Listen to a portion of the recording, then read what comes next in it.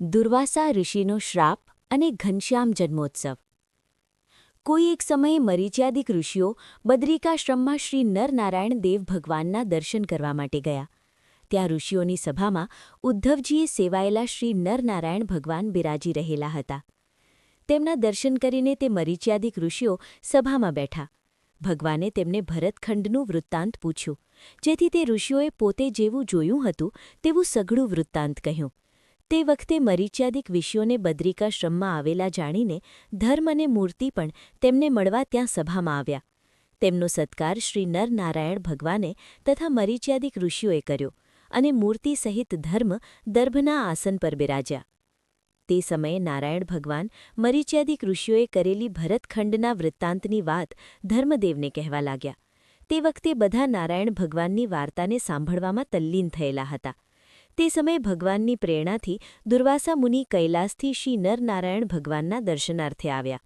બધા વાર્તા સાંભળવામાં તલ્લીન થયેલા હોવાથી તે દુર્વાસા મુનિનું કોઈથી પણ સન્માન કરી ન શકાયું. તે કારણે દુર્વાસા મુનિ કોપાયમાન થયા અને તેમણે ધર્માધિક સર્વેને શાપ આપ્યો, જે મારું અપમાન કરનારા તમો સર્વે ભરતખંડમાં મનુષ્ય જન્મને પામો અને ત્યાં અસુરોથી ઉપદ્રવોને પામો. એ શાપને સાંભળીને ધર્મદેવાદિકોએ ઘણી પ્રકારના વિનયયુક્ત વચનોથી દુર્વાસા મુનિને વિનવ્યા અને શાંતિ પમાડ્યા. ત્યારે દુર્વાસા મુનિ બોલ્યા કે તમો સર્વે શ્રી નરનારાયણ ભગવાનની વાર્તા સાંભળવામાં તલ્લીન થયેલા હતા, જેથી મને ન દેખવાથી તમો મારું સન્માન ન કરી શક્યા. એ વાતની મને ખબર ન હતી, જેથી મેં તમોને આ શાપ દીધો છે. તે શાપ મિથ્યા તો નહીં કરું, પણ તમારા ઉપર અનુગ્રહ કરું છું. એમ કહીને દુર્વાસા મુનિ ધર્મદેવાદિકને કહ્યું કે હે ધર્મદેવ, તમો તમારા પત્ની સહિત બ્રાહ્મણ કુળમાં મનુષ્ય શરીરને પામશો અને આ શ્રી નરનારાયણ ભગવાન તમારા પુત્ર થશે. તે તમોને તેમજ ઉદ્ધવજીને તથા આ મરીચ્યાદિક ઋષિઓની અસુરોના કષ્ટ થકી રક્ષા કરીને તેમને મારા શાપ થકી મુકાવશે. આવો હું તમો સર્વ પર અનુગ્રહ કરું છું. એમ કહીને દુર્વાસા મુનિ પાછા કૈલાસમાં ચાલ્યા ગયા.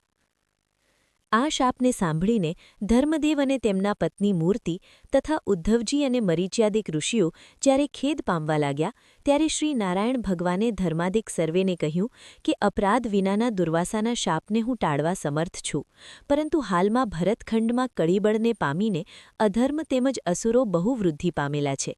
તેનો નાશ કરવા માટે મારે પ્રગટ થવું છે, તેથી જ મારી ઈચ્છાએ કરીને આ શાપ થયો છે.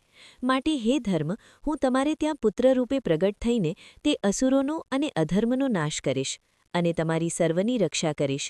તેમજ પૃથ્વીમાં એકાંતિક ધર્મ પણ પ્રવર્તાવીશ. માટે તમો નિશ્ચિંત રહો અને પૃથ્વીમાં મનુષ્ય દેહને ધરો. ભગવાનના આવા વચનો સાંભળીને ધર્માદિક સર્વે શ્રી નરનારાયણ ભગવાનના દર્શન કરીને મનુષ્ય દેહ ધરવા માટે પૃથ્વી પર ગયા. આ ભરતખંડમાં ઉત્તર કોશલ દેશમાં રૈકહટ નામે પુરમાં સરવરિયા સામવેદી બાલશર્મા નામના બ્રાહ્મણ રહેતા હતા. તે બ્રહ્મના અંશ અવતાર હતા. તેમના પત્ની ભાગ્યવતી નામે હતા. ધર્મદેવ તેમને ત્યાં સંવત 1796ના કાર્તિક સુધી 11ને દિવસે પ્રગટ થયા.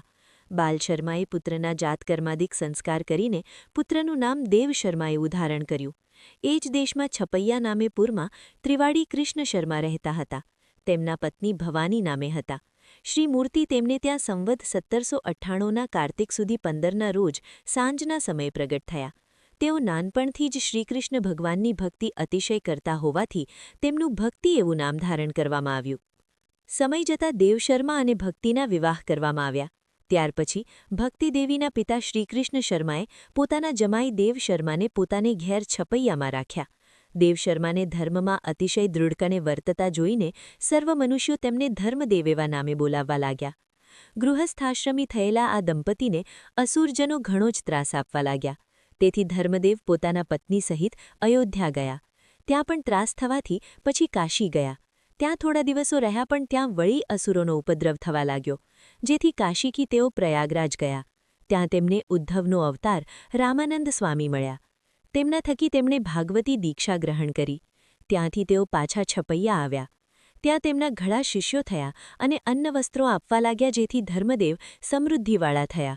અસુરજનોને ઈર્ષા આવવાથી ફરીથી તેમને ઉપદ્રવ કરવા લાગ્યા. ધર્મ અને ભક્તિ બંનેએ ઉપદ્રવોને સહન કર્યા. છેવટે અધીર થઈને ભક્તિદેવીએ ઉપદ્રવ ટળી જાય તેવો ઉપાય કરવાની ધર્મદેવને વિનંતી કરી, જેથી ધર્મદેવે પોતાના પત્ની સહિત અયોધ્યા ગયા. ત્યાં ધર્મદેવે હનુમાનગઢીમાં જઈને હનુમાનજીની આરાધના કરી. હનુમાનજીએ પ્રસન્ન થઈને કહ્યું કે તમે વૃંદાવનમાં જાઓ, ત્યાં તમારો ઉપદ્રવ ટળી જશે. તેથી તે બંને વૃંદાવન ગયા. ત્યાં પૂર્વના મરીચ્યાદિક ઋષિઓ તેમને મળ્યા. પરસ્પર ઓળખાણ થઈ. ધર્મદેવે હનુમાનજીએ કહેલ વચનો કહ્યા. તેથી તે બધા ભેળા થઈને વિષ્ણુયાગ કરવા લાગ્યા. વિષ્ણુયાગને અંતે તે સર્વની પ્રેમલક્ષણા શુદ્ધ ભક્તિથી ભગવાન પ્રસન્ન થયા અને જેવા અક્ષરધામમાં છે તેવા જ સ્વરૂપે દર્શન આપ્યા. ધર્માદિકે સર્વેએ ભગવાનની સ્તુતિ કરી. સ્તુતિ સાંગળી પ્રસન્ન થયેલા ભગવાન ધર્માદિક પ્રત્યે બોલ્યા કે તમોને દુઃખ આપનાર અસુરોને મેં પૂર્વમાં કૃષ્ણ અવતારમાં માર્યા હતા. તે કારણથી તેઓ તમોને મારા જાણીને પીડે છે. પરંતુ હવે હું તે અસુરોનો નાશ કરવા હે ધર્મદેવ તમારેથી નરનારાયણ દેવ રૂપે પ્રગટ થઈશ અને હરિકૃષ્ણ એવા નામથી પ્રસિદ્ધ થઈશ અને તમારી સર્વની રક્ષા કરીશ. તેમજ પૃથ્વીમાં એકાંતિક ધર્મ પણ પ્રવર્તાવીશ. માટે તમો નિશ્ચિંત રહો અને પૃથ્વીમાં મનુષ્ય દેહને ધરો. ભગવાનના આવા વચનો સાંભળીને ધર્માદિક સર્વે શ્રી નરનારાયણ ભગવાનના દર્શન કરીને મનુષ્ય દેહ ધરવા માટે પૃથ્વી પર ગયા. આ ભરતખંડમાં ઉત્તર કોશલ દેશમાં રૈકહટ નામે પુરમાં સરવરિયા સામવેદી બાલશર્મા નામના બ્રાહ્મણ રહેતા હતા. તે બ્રહ્મના અંશ અવતાર હતા. તેમના પત્ની ભાગ્યવતી નામે હતા. ધર્મદેવ તેમને ત્યાં સંવત 1796ના કાર્તિક સુધી 11મે દિવસે પ્રગટ થયા. બાલશર્માએ પુત્રના જાતકર્માદિક સંસ્કાર કરીને પુત્રનું નામ દેવશર્મા એવું ધારણ કર્યું. એ જ દેશમાં છપૈયા નામે પુરમાં ત્રિવાડી કૃષ્ણ શર્મા રહેતા હતા. તેમના પત્ની ભવાની નામે હતા. શ્રી મૂર્તિ તેમને ત્યાં સંવત 1798ના કાર્તિક સુધી 15ના રોજ સાંજના સમય પ્રગટ થયા. તેઓ નાનપણથી જ શ્રીકૃષ્ણ ભગવાનની ભક્તિ અતિશય કરતા હોવાથી તેમનું ભક્તિ એવું નામ ધારણ કરવામાં આવ્યું. સમય જતાં દેવશર્મા અને ભક્તિના વિવાહ કરવામાં આવ્યા. ત્યાર પછી ભક્તિદેવીના પિતા શ્રીકૃષ્ણ શર્માએ પોતાના જમાઈ દેવશર્માને પોતાને ઘેર છપૈયામાં રાખ્યા. દેવશર્માને ધર્મમાં અતિશય દ્રઢપણે વર્તતા જોઈને સર્વ મનુષ્યો તેમને ધર્મદેવ એવા નામે બોલાવવા લાગ્યા. ગૃહસ્થાશ્રમી થયેલા આ દંપતીને અસુરજનો ઘણો જ ત્રાસ આપવા લાગ્યા. તેથી ધર્મદેવ પોતાના પત્ની સહિત અયોધ્યા ગયા. ત્યાં પણ ત્રાસ થવાથી પછી કાશી ગયા. ત્યાં થોડા દિવસો રહ્યા પણ ત્યાં વળી અસુરોનો ઉપદ્રવ થવા લાગ્યો. જેથી કાશીથી તેઓ પ્રયાગરાજ ગયા. ત્યાં તેમને ઉદ્ધવનો અવતાર રામાનંદ સ્વામી મળ્યા. તેમના થકી તેમણે ભાગવતી દીક્ષા ગ્રહણ કરી. ત્યાંથી તેઓ પાછા છપૈયા આવ્યા. ત્યાં તેમના ઘણા શિષ્યો થયા અને અન્ન વસ્ત્રો આપવા લાગ્યા, જેથી ધર્મદેવ સમૃદ્ધિવાળા થયા. અસુરજનોને ઈર્ષા આવવાથી ફરીથી તેમને ઉપદ્રવ કરવા લાગ્યા. ધર્મ અને ભક્તિ બંનેએ ઉપદ્રવોને સહન કર્યા. છેવટે અધીર થઈને ભક્તિદેવીએ ઉપદ્રવ ટળી જાય તેવો ઉપાય કરવાની ધર્મદેવને વિનંતી કરી, જેથી ધર્મદેવે પોતાના પત્ની સહિત અયોધ્યા ગયા. ત્યાં ધર્મદેવે હનુમાનગઢીમાં જઈને હનુમાનજીની આરાધના કરી. હનુમાનજીએ પ્રસન્ન થઈને કહ્યું કે તમે વૃંદાવનમાં જાઓ, ત્યાં તમારો ઉપદ્રવ ટળી જશે. તેથી તે બંને વૃંદાવન ગયા. ત્યાં પૂર્વના મરીચ્યાદિક ઋષિઓ તેમને મળ્યા. પરસ્પર ઓળખાણ થઈ. ધર્મદેવે હનુમાનજીએ કહેલ વચનો કહ્યા. તેથી તે બધા ભેળા થઈને વિષ્ણુયાગ કરવા લાગ્યા.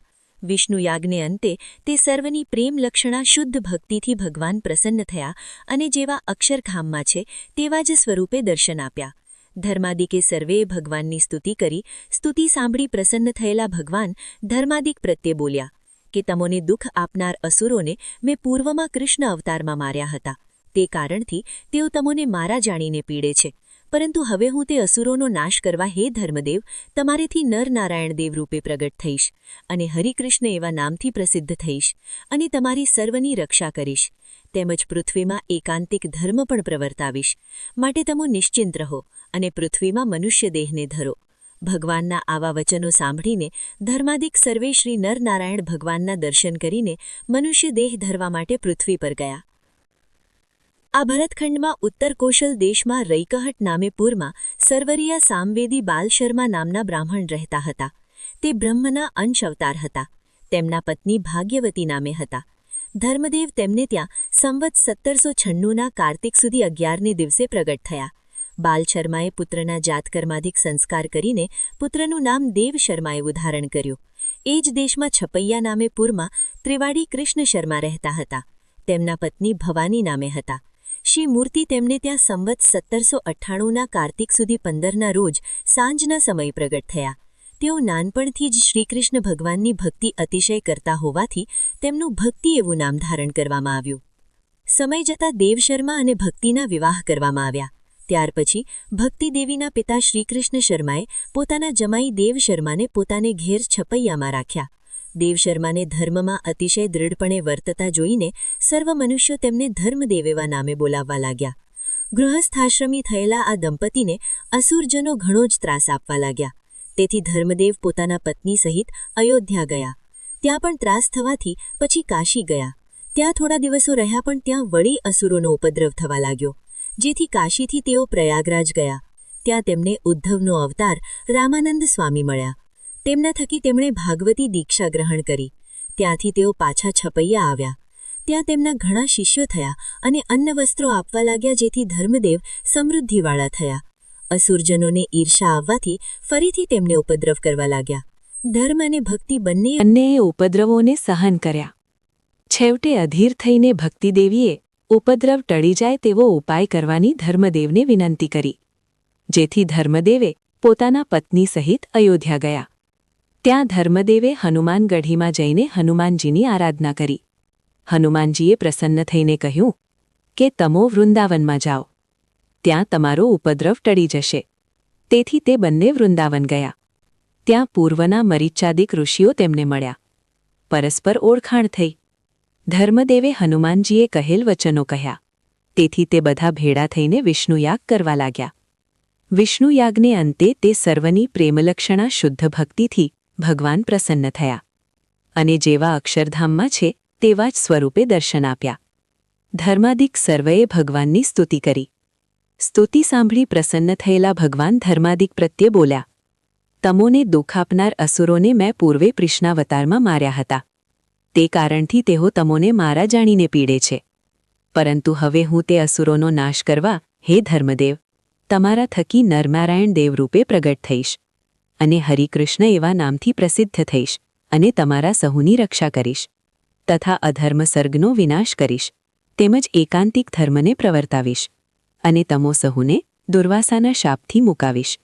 આટલું બોલી શ્રીકૃષ્ણ ભગવાન અદૃશ્ય થઈ ગયા. ત્યાર પછી ધર્માદિક સર્વે અતિશય આનંદ પામી પોતપોતાને સ્થાને ગયા. ધર્મ અને ભક્તિ પોતાના ગામ છપૈયા આવતા હતા ત્યારે માર્ગમાં અશ્વત્થામા મળ્યો. તેણે હકીકત પૂછવાથી ધર્મે સત્ય વાત કહી. તે સાંભળી કોપાવિષ્ટ થઈને શાપ આપ્યો, જે તમારે ત્યાં શ્રીકૃષ્ણ પ્રગટ થશે તેને હું શાપ આપું છું કે એ હથિયાર ધારણ ન કરો અને શસ્ત્ર વગર કોઈ પણ પોતાના શત્રુને મારી શકાતો નથી, એમ કહી અશ્વત્થામા ચાલ્યો ગયો. શાપનું વચન સાંભળી ધર્મ અને ભક્તિ ખેદ પામ્યા. તે વખતે તરત જ હનુમાનજીએ દર્શન દીધા અને આશ્વાસન આપ્યું, તેમજ માર્ગ પણ બતાવ્યો. પછીથી હનુમાનજી અદૃશ્ય થઈ ગયા. ત્યાર પછી ધર્મ અને ભક્તિ પોતાને ગામ છપૈયા આવ્યા. પછીથી નર અને નારાયણ છે નામ જેમનું અને રૂપ તે જેમના એવા ભગવાન તે એક મૂર્તિ રૂપે થઈને ધર્મદેવના હૃદય કમલમાં વિરાજિત થયા. કેટલાક માસ પછી ધર્મદેવ છે નામ જેમનું એવા હરિપ્રસાદજી થકી શ્રી ભક્તિદેવીને વિશે શ્રીકૃષ્ણ પુરુષોત્તમ ભગવાન સંવત 1837ની સાલે ચૈત્ર સુદ 9મીની રાત્રિ 10 ઘડી ગઈ ત્યારે પ્રગટ થયા. તે સમયે બ્રહ્માદિક ઈશ્વરોએ તેમજ ઇન્દ્રાદિક દેવતાઓએ તથા ગંધર્વો તેમજ અપ્સરાઓએ આવીને સ્તુતિ, નૃત્ય, ગીત, વાજિત્ર, ચંદન પુષ્પની વૃષ્ટિ વગેરેથી શ્રીહરિનો સત્કાર કર્યો. ત્યાર પછી હરિપ્રસાદજીએ પોતાના પુત્રનું શાસ્ત્રોક્ત વિધિ પ્રમાણે જાતકર્મ કરાવ્યું અને તે નિમિત્તે બ્રાહ્મણોને વિવિધ દાન આપ્યા. જન્મના દિવસથી છઠ્ઠે જ દિવસે કાલિદત્ત નામના અસુરાધિપે પ્રેરેલા કોટરાદિક બાલગ્રહો બાલ સ્વરૂપ ભગવાનને મારવા સારું આવ્યા. તેમણે શ્રી બાલ સ્વરૂપ ભગવાને પોતાની દૃષ્ટિ માત્રથી નસાડી દીધા. ત્યાર પછી 3.25 માસ જેટલો સમય જતા બ્રાહ્મણને વેશે શ્રી માર્કંડેય ઋષિ ધર્મદેવને ઘેરાવ્યા. ધર્મદેવે તેમનું ઘણું જ સન્માન કર્યું. વળી તે મુનિ જ્યોતિષશાસ્ત્રના ભણેલા હોવાથી તેમણે પોતાના પુત્રનું નામકરણ કરવા વિનંતી કરી. આ સાંભળી માર્કંડેય મુનિ ઘણા જ પ્રસન્ન થયા અને કહ્યું છે, હે હરિપ્રસાદજી, તમારા આ પુત્રનો જન્મ કર્ક રાશિને વિશે થયો છે. તે તમારી તથા જે જનો તેમના આશ્રિત થશે તે સર્વની આપદાઓને હરી લેશે, માટે એમનું નામ હરિ થશે. વળી તમારા પુત્રનો જન્મ ચૈત્ર માસમાં થયો છે તથા તેમના શરીરનું કૃષ્ણવર્ણ હોવાથી તેમજ પોતાના આશ્રિત સર્વજનોના અંતઃકરણને પોતાની મૂર્તિને વિશે આકર્ષી લેશે. તે કારણે બીજું કૃષ્ણ એવું નામ કહેવાશે. અને આ બંને નામો જુદા છે છતાં પણ બંને ભેળા મળીને હરિકૃષ્ણ એવું ત્રીજું નામ પણ થશે. અને આ તમારા પુત્ર ત્યાગ, જ્ઞાન, તપ, ધર્મ અને યોગ એવા 5 ગુણોથી શિવજીના સમાન થશે. માટે આ તમારા પુત્ર નીલકંઠ એવા નામથી પ્રસિદ્ધ થશે. અને આ તમારા પુત્રના હસ્તને વિશે પદ્મનું ચિહ્ન છે તથા 2 ચરણો પૈકી જમણા ચરણમાં જવ, જાંબુ, વજ્ર, ઉર્ધ્વરેખા, કમલ, ધ્વજ, અંકુશ, અષ્ટકોણ, સ્વસ્તિક એ 9 ચિહ્નો બિરાજી રહેલા છે. તેમજ અર્ધચંદ્ર, વ્યોમ, ગોપપદ, ધનુષ્ય, કલશ, ત્રિકોણ અને મીન આ 7 ચિહ્નો ડાબા ચરણમાં બિરાજી રહેલા છે. માટે આ તમારા પુત્ર સાક્ષાત પૂર્ણ પુરુષોત્તમ નારાયણ છે. અને તેઓ શ્રી લક્ષાવધિ મનુષ્યોના નિયંતા થશે અને તમારું સર્વ પ્રકારના કષ્ટો થકી રક્ષણ કરશે. આ પ્રમાણે કહીને તે મુનિએ બીજા પણ ઘણા ગુણોનું વર્ણન કર્યું. તે સાંભળીને ધર્મ અને ભક્તિ ઘણા જ પ્રસન્ન થયા અને તે માર્કંડેય મુનિને દક્ષિણા દાનથી સત્કાર કરીને બહુ જ પ્રસન્ન કર્યા. ત્યાર પછી તે મુનિ ત્યાંથી યાત્રા નિમિત્તે પ્રયાગરાજ વગેરે તીર્થોમાં ગયા. રાધે રાધે.